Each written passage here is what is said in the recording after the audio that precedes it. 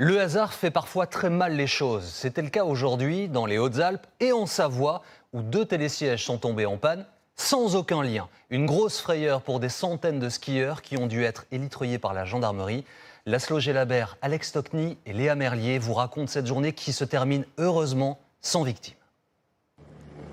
Au-dessus des Alpes enneigées, évacuation spectaculaire, filmée par une monitrice de ski, bloquée au-dessus du vide pendant 3 heures. Moi, j'étais avec mon élève. On est allé prendre le télésiège de la Festour qui venait juste d'ouvrir et arrivé donc quasiment au bout, ça s'est arrêté. Ce couple belge est resté coincé 4 heures dans le vent et le froid. Jusqu'à ce que le soleil parte, tout était parfait. Et une fois que le soleil est parti, en fait, oui, il y avait du vent. Là, on a commencé à avoir assez froid. Il est environ 12h45 aujourd'hui, lorsqu'une panne électrique bloque un des télésièges de cette station de ski dans les Alpes.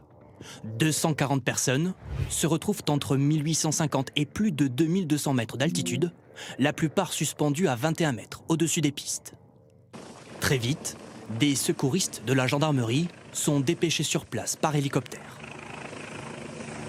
Et arrivés à hauteur du siège, ils équipent les skieurs ou de baudriers ou de triangles d'évacuation et procèdent à leur descente en rappel jusqu'à la terre ferme. L'opération est aussi assurée par 16 employés de la station. Cette panne de télésiège est rarissime, elle étonne même l'un des directeurs du site. C'est un appareil qui a été rénové durant l'été 2024, qui avait reçu son certificat d'exploitation. Même incident, 200 km plus au nord, en Savoie. Là aussi, le télésiège de cette station est tombé en panne. Une centaine de skieurs est resté coincé pendant 3 heures avant d'être élitreillés par la gendarmerie. Les départements des Alpes sont en vigilance jaune ce soir en raison du risque d'avalanche. Si les chutes de neige se sont arrêtées ces dernières heures, la situation reste préoccupante. À Saint-Gervais, en Haute-Savoie, le maire appelle les skieurs à la plus grande prudence. Christophe Buisine, Sylvain Tizy. Fini les chutes de neige, place à un soleil radieux. Pourtant aujourd'hui, le risque d'avalanche était toujours de 4 sur 5, de quoi inciter les skieurs à la prudence et surtout renoncer au hors-piste. Il y a eu beaucoup trop de neige, alors parfois on passe à côté des pistes un peu, mais le vrai hors-piste on garde ça pour plus tard. Les pistes sont magnifiques, donc avec une neige qui est tombée hier, on n'a pas besoin de chercher plus. Ces dernières 24 heures, il est tombé 1 mètre d'une neige lourde et instable. Les pisteurs ont dû sécuriser le domaine skiable de Saint-Gervais.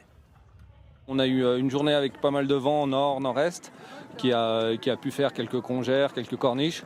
C'est pour ça que ce matin on est monté miner les pentes un peu raides pour protéger le domaine skiable.